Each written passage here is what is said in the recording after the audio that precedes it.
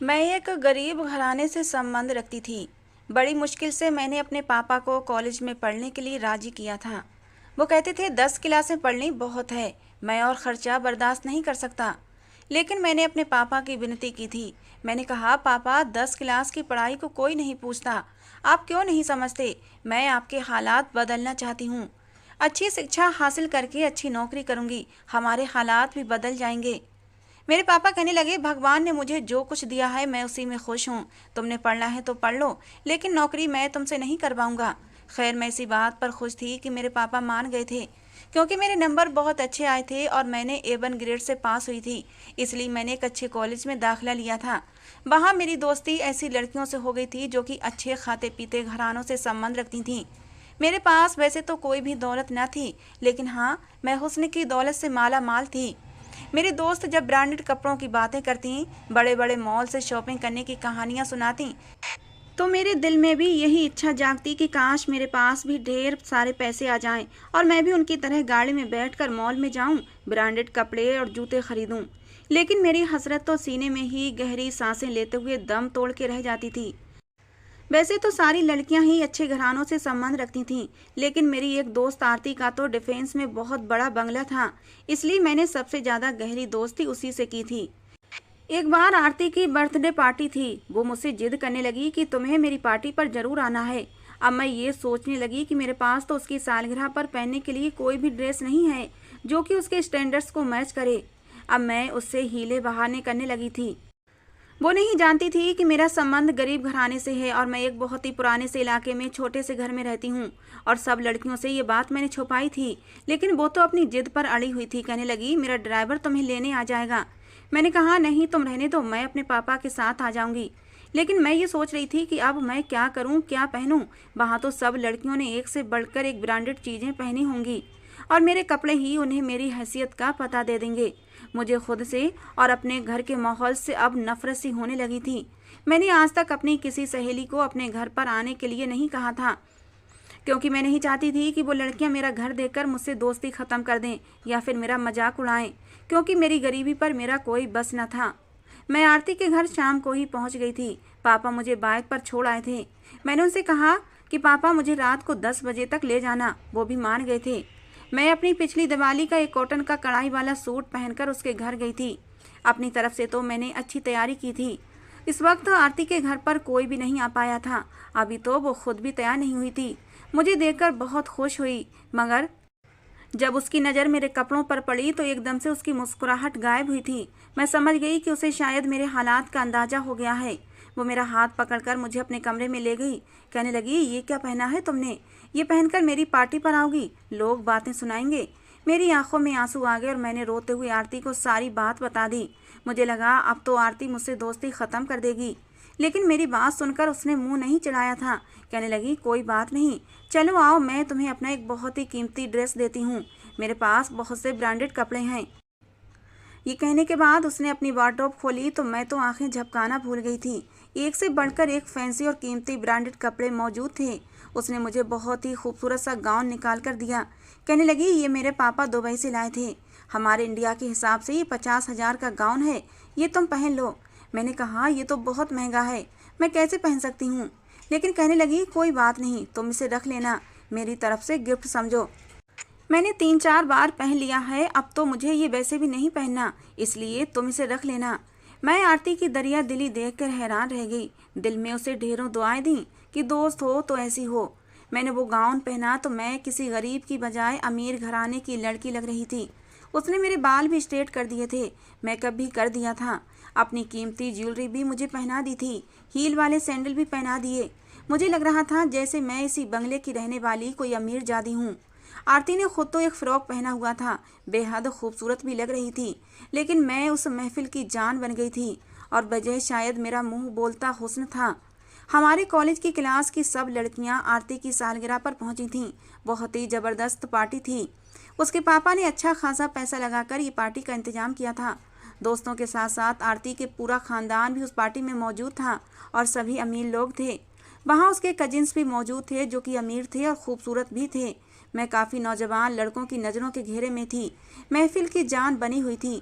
कई लड़के आरती से इशारों इशारों में और राजदारी से मेरे बारे में पूछ भी रहे थे। उनमें से एक लड़का पैंट कोट पहने बड़ा स्मार्ट लग रहा था। सब लड़कों में वो अलग ही नजर आ रहा था।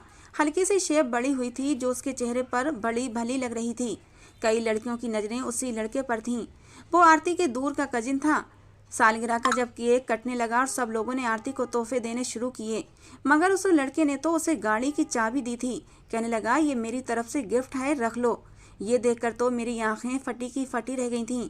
वो इतना अमीर था कि सालगिरह पर गाड़ी तोहफे में दे रहा था। आरती हंसने लगी और उसने वो चाबी ले ली। मैं उसकी खूबसूरती से इतनी इम्प्रेस नहीं हुई थी जितना कि उसकी दरिया दिली और दौलत पर हुई थी। अच्छे घर की ख्वाहिश किसे नहीं होती, और मेरे अंदर तो कुछ ज़्यादा ही थी। मैंने नोट किया कि उस पूरी पार्टी में उस लड़के की नज़र मुझ पर ही टिकी हुई थी और मैं भी उसे देख देख कर मुस्कुराकर भरपूर जवाब दे रही थी। मैं नहीं जानती थी वो नौजवान मेरे पास ही आ जाएगा। उसने गुलाब का फूल मेरे सामने पेश किया और कहने लगा, आज की पार्टी की सबसे खूबसूरत लड़की के लिए मेरी तरफ से एक छोटा सा तोहफा। ये सुनकर तो मेरा दिल इतना खुश हुआ था जैसे मुझे मेरे ख्वाबों का शहजादा मिल गया हो, खूबसूरत भी, अमीर भी। मैंने वो फूल उससे ले लिया। उसके चेहरे की मुस्कुराहट और भी गहरी हुई थी। लेकिन ठीक उसी समय मेरे पापा पहुंच गए और मेरा दिल इतना बुरा हुआ, लगा कि जैसे कोई हसीन ख्वाब देख रही थी और क्षण से टूट गया हो। मैं पापा के साथ वापस आ गई, लेकिन रात भर मेरी आंखों में वही लड़का घूमता रहा। सबसे ज़्यादा इम्प्रेस करने वाली बात यह थी कि सालगिरह पर गाड़ी का तोहफा देना। गाड़ी लाखों की आती है और उसने सालगिरह पर यूं ही दे दी थी, वरना और लोगों ने तो उसे सोने की चीज़ें दी थीं, लेकिन गाड़ी सबसे कीमती तोहफा थी। फिर मेरे दिल में भी यही ख्याल आने लगा, कहीं वो आरती का मंगेतर तो नहीं। लेकिन अगले दिन कॉलेज में आरती ने मेरे ऊपर एक बहुत ही बड़ा खुलासा किया था। कहने लगी, साहिल तो तुम्हारी मोहब्बत में बिल्कुल पागल हो गया है। पता है तुम्हें, सुबह से 4 फ़ोन मुझे कर चुका है कि अपनी दोस्त से मेरी दोस्ती करा दो, मुझे वो अच्छी लगी है। मैंने कहा, ये तुम्हारा क्या लगता है? कहने लगी, मेरी माँ की मौसेरी बहन का बेटा है, लेकिन वो तुम्हें पसंद करने लगा है। मैंने आरती को थोड़ा सा नखरा दिखाया था। मैंने कहा, देखो, मुझे लड़कों से दोस्ती करना बिल्कुल भी पसंद नहीं है। मैं बहुत ही शरीफ खानदान की लड़की हूँ। मेरी बात सुनकर वो हंसने लगी। कहने लगी, उसका इरादा तुमसे शादी करने का है और वो भी बहुत शरीफ है, लेकिन तुमसे बात करना चाहता है। कहता है बस एक बार अपनी दोस्त से बात करवा दो। ये सुनकर मैं बहुत खुश हुई थी, लेकिन मैंने इतराते हुए इनकार कर दिया कि आखिर इतने बड़े बाप का बेटा है, इतना अमीर है और फिर मुझ पर मर मिटने लगा है, यहाँ तक कि शादी भी करना चाहता है, तो मुझे थोड़ा सा नखरा दिखाना चाहिए। मैंने सुन रखा था कि अमीर लड़के मिडिल क्लास लड़कियों की शराफत पर मर मिटते हैं, उन पर फिदा हो जाते हैं, उन्हें उनकी शर्मो हया बड़ी भाती है, इसलिए मैंने भी यही किया था। आरती ने मुझे बहुत कहा कि तुम साहिल से एक बार बात कर लो, लेकिन मैंने यही कहा अगर वो बाकी सीरियस है तो मेरे घर रिश्ता भेज दे। लेकिन मैं फ़ोन पर बात करने को कोई सिलसिला जारी नहीं रख सकती, ये मेरे संस्कारों के खिलाफ है। मेरे संस्कार इस बात की इजाज़त नहीं देते। मैंने पूरा शरीफ होने का ड्रामा रचाया था, हालांकि मैं ऐसी नहीं थी, लेकिन मैं जानती थी ऐसे अमीर लड़के ऐसी चीज़ों से बहुत इम्प्रेस होते हैं। मैं नहीं जानती थी कि मैं चांद की ख्वाहिश करूंगी और वो मेरे दामन में आ जाएगा। साहिल का तो रिश्ता भी मेरे लिए ऐसा ही साबित हुआ था। अगले ही दिन साहिल की गाड़ी मेरे घर के दरवाजे के सामने खड़ी थी। उसकी माँ और बहन मुझे देखने आई थीं और बहुत खुश भी थीं। उसकी माँ सादा मिजाज की थीं, कहने लगीं, हमें तो आपकी बेटी बेहद पसंद है। मेरी माँ भी खुश थी और मैं तो यूँ थी कि मेरे पाँव ज़मीन पर ही नहीं टिक रहे थे। मुझे लगा कि शायद उनके घर वालों को मैं तो पसंद आ गई हूँ, लेकिन मेरा ये गंदा सा छोटा सा घर शायद उन्हें पसंद नहीं आएगा। लेकिन उन्हें तो इस बात पर भी कोई एतराज़ नहीं था। मेरी लव स्टोरी बड़े ही आराम से अरेंज स्टोरी में बदल गई थी। मैंने चांद की ख्वाहिश की थी और उसे पा भी लिया था। मेरी साहिल से मंगनी हो गई और उसके बाद भी उसकी जिद थी कि मैं उससे बातें करूं, लेकिन मैंने उससे बात नहीं की। मैं अपनी बात पर अड़ी रही कि ये शरीफ लड़कियों के ढंग नहीं होते। 2 महीने बाद साहिल से मेरी शादी भी हो गई थी। शादी पर साहिल ने इतना धूम धड़ाका नहीं किया था जैसा मैंने सोचा था। मैं तो चाहती थी साहिल की बारात जब मेरे दरवाजे पर आए तो मेरा पूरा मोहल्ला दांतों के नीचे उंगली दबाकर देखता रह जाए। ना ही उसने दहेज की कोई मांग की थी और ना ही कोई लंबी चौड़ी बारात लाया था। आरती ने मेरे सामने साहिल की बड़ी तारीफें की थीं। मैं सोच चुकी थी कि दोबारा अपने गरीब मायके की शक्ल भी नहीं देखूंगी, क्योंकि अब तो मैं अमीर घर की बहू बनने जा रही थी। हनीमून पर वर्ल्ड टूर पर जाऊंगी। मेरा पति मुझ पर वैसे ही बहुत फिदा था, लेकिन मेरा ये सपना तो उस वक्त चकनाचूर हुआ जब गाड़ी मेरे ही जैसे मोहल्ले के एक छोटे से घर के सामने रुकी थी। मेरा दिल तो धक से रह गया था। मेरी सास और मेरी ननद मेरी तरफ का दरवाज़ा खोल कर मुझे उतरने के लिए कहने लगीं। मैं तो हक्का बक्का रह गई थी। ये चक्कर क्या था? जिस गाड़ी में वो मुझे लेकर आए थे वो 50 लाख से कम की नहीं थी, जो कि पूरी की पूरी दुल्हन की तरह सजी हुई थी। लेकिन ये घर बंगला नहीं था, बहुत ही छोटा सा घर था। मैंने कहा, ये किसका घर है? तो मेरी ननद कहने लगी, तुम्हारा ससुराल है भाई, उठो आओ बाहर आओ। ये सुनकर तो मैं सांस लेना भूल गई थी। अपनी ननद के साथ मैं घर में दाखिल हुई। साहिल कहने लगा, ये गाड़ी मैं अपने दोस्त से मांग कर लाया था, उसे वापस भी करनी है। बस ये गाड़ी देकर मैं अभी आता हूँ। ये सुनकर तो मेरा जी चाहा जमीन फटे और मैं उसके अंदर समा जाऊं। इतना बड़ा धोखा। मेरी हालत ये थी कि गम और गुस्से के मारे मेरे आंसू भी नहीं निकल रहे थे। मेरी ननद मुझे घर के छोटे से आंगन में ले गई और वहीं से सामने बने एक कमरे में लाकर बिठा दिया, जहां मेरे दहेज का सामान मुश्किल से फंसा फंसा कर रखा गया था।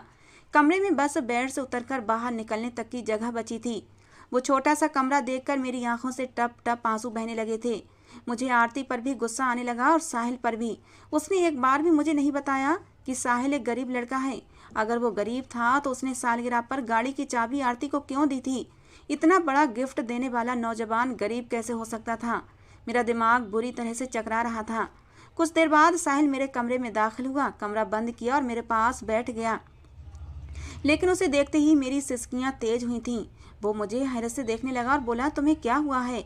रो क्यों रही हो? अपने मुंह का बेड़ा गर्क कर रखा है। देखो, रोने से जो मेकअप खराब होता है ना, बड़ा गंदा लगता है। अच्छी खासी दुल्हन भी चुड़ैल लगने लगती है। यहाँ मेरे अरमानों का कत्ल हो गया था और उसे अटखेलियां सूझ रही थीं।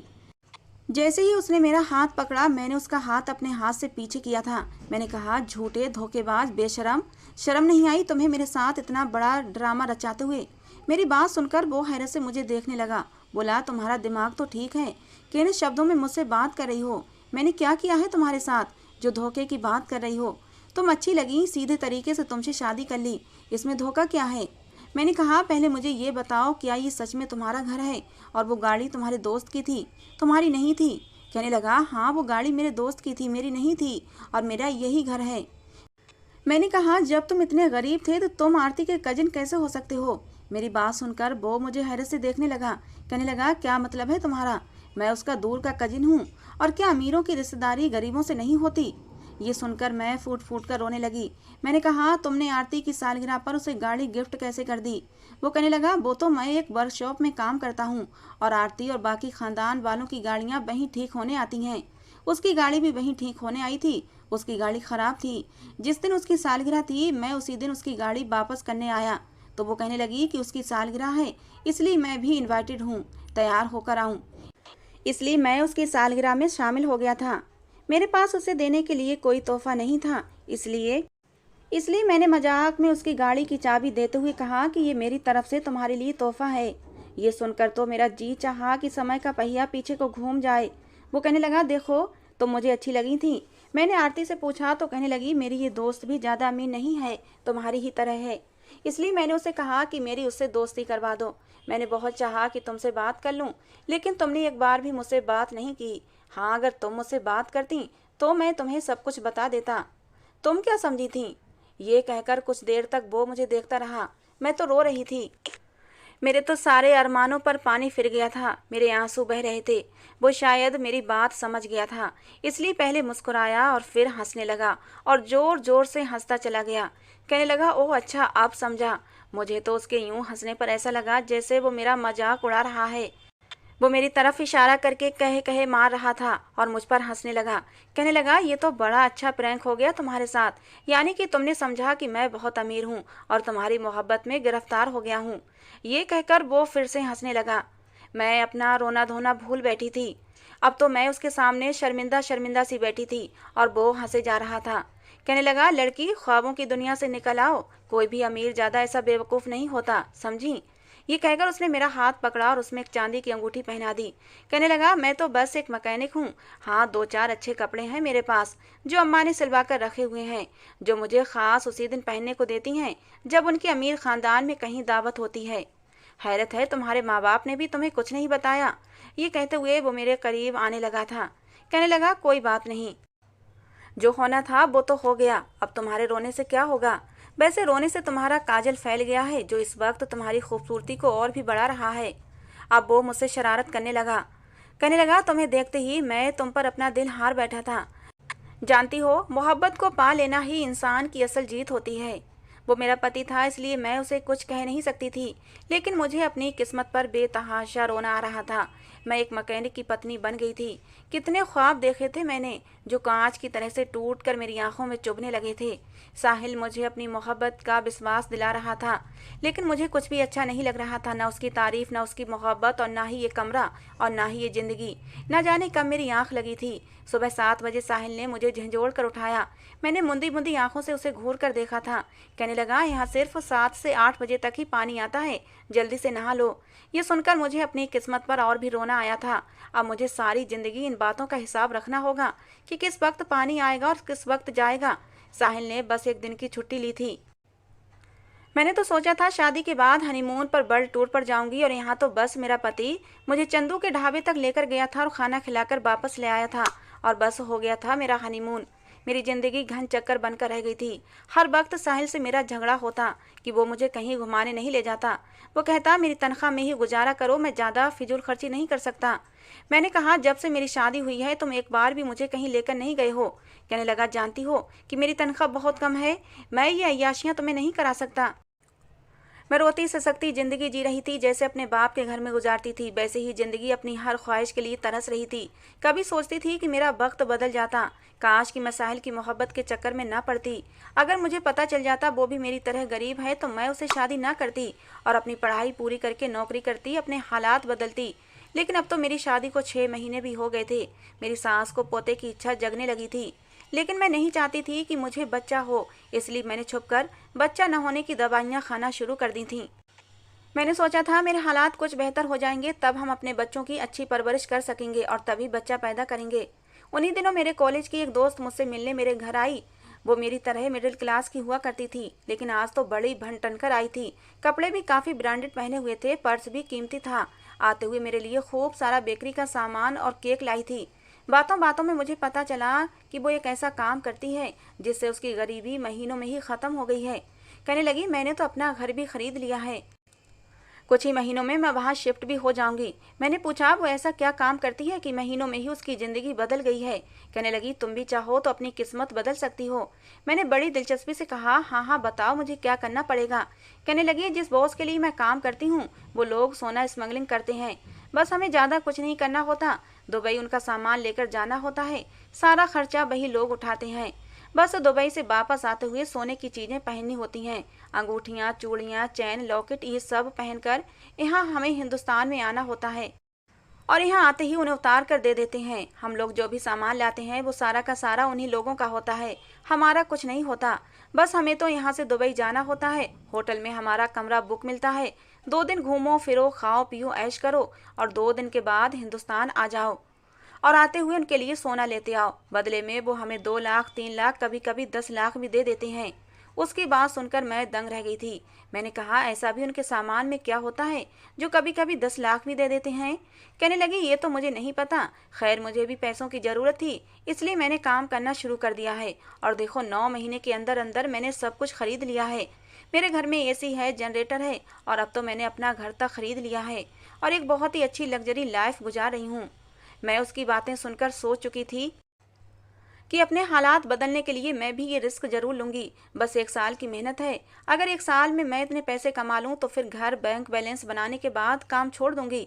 मुझे भला कौन सी सारी जिंदगी ये काम करना था। लेकिन रात को जब मैंने ये बात साहिल से कही तो वो मुझे घूर कर देखने लगा। कहने लगा, पागल हो गई हो, तुम जानती हो कितना खतरा है इस काम में, यकीनन वो कोई गैर कानूनी सामान भिजवाता होगा। मैं ये काम नहीं करूँगा और ना ही तुम्हें करने की अनुमति दूंगा। मैंने कहा, साहिल प्लीज़ समझने की कोशिश करो, उन लोगों के बड़े लंबे हाथ हैं, तुम नहीं जानते, वरना ये कस्टम ऑफिसर ऐसा सामान आने जाने देते।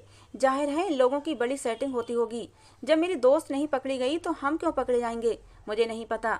देखो मुझे ऐसी जिंदगी नहीं गुजारनी। तुमसे शादी भी धोखे में हुई है, वरना मैं खूबसूरत हूँ। आरती की सालगिरह पर बहुत से लड़के मेरे हुस्न के दीवाने हो गए थे। अगर तुमसे शादी न होती तो यकीनन किसी अमीर घराने में शादी हो जाती। मेरी बात सुनकर वो नाराज नज़रों से मुझे देखने लगा।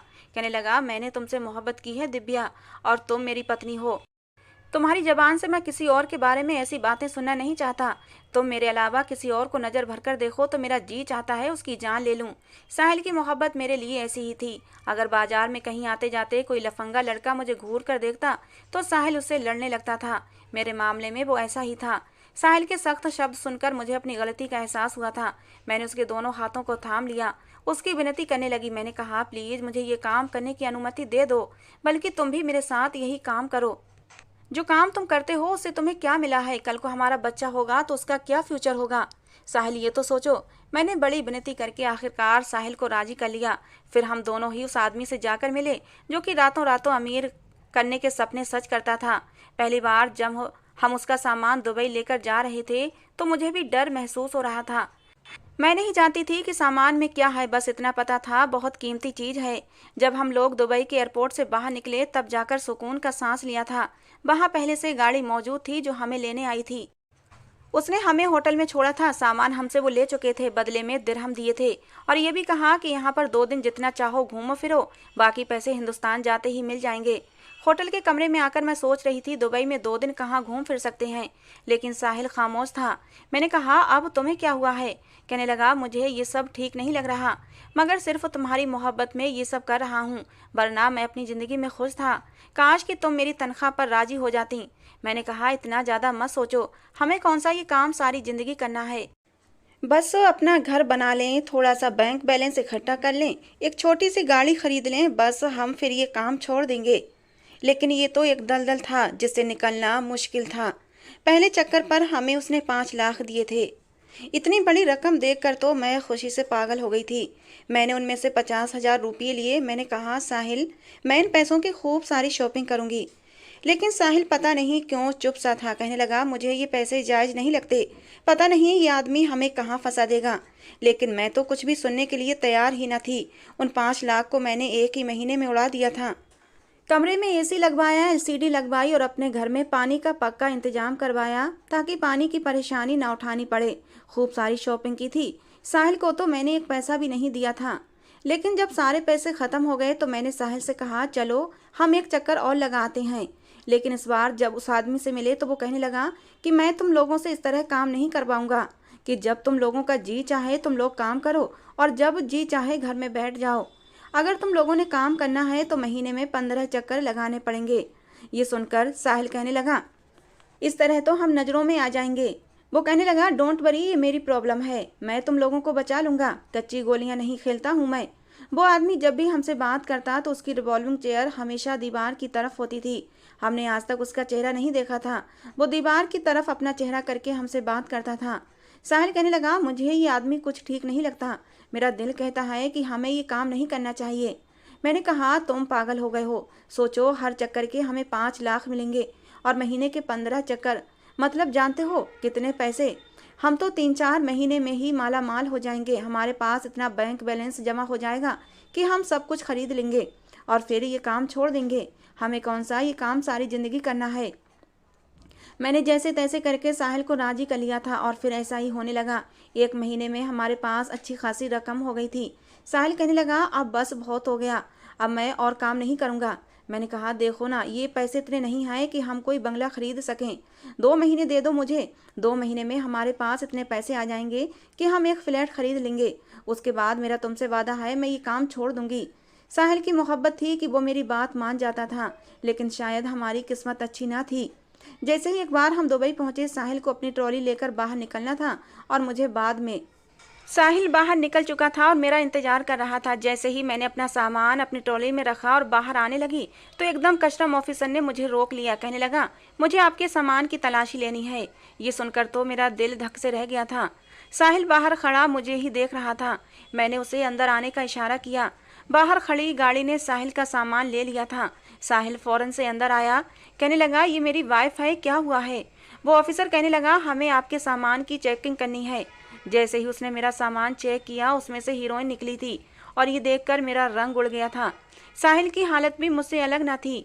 ऑफिसर कहने लगा, आप लोग गैर कानूनी काम करते हैं, इसलिए यहाँ के कानून के हिसाब से आपको 10 साल की कैद होगी। ये सुनकर तो मैं सांस लेना भूल गई थी। साहिल कहने लगा, हम नहीं जानते कि हमारे साथ ये खेल खेला गया है, ये सामान हमारा नहीं है। लेकिन वो ऑफिसर कुछ भी सुनने को तैयार नहीं था।